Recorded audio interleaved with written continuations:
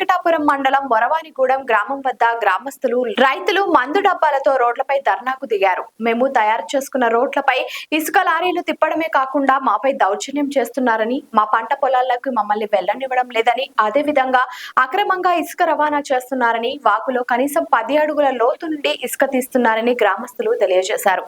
అయినప్పటికీ ఏ అధికారి పట్టించుకోవడం లేదని, ఇలా అయితే మా పంట పొలాలు నాశనం అవుతాయని పురుగు మందు డబ్బాలు పట్టుకొని రోడ్లపై ధర్నాకు దిగిన మొరవానిగూడెం గ్రామస్తులు దీనిపై అధికారులు వెంటనే స్పందన తీసుకొని వాళ్లకు తగినంత న్యాయం చేయాలని గ్రామస్తులు కోరుకుంటున్నారు.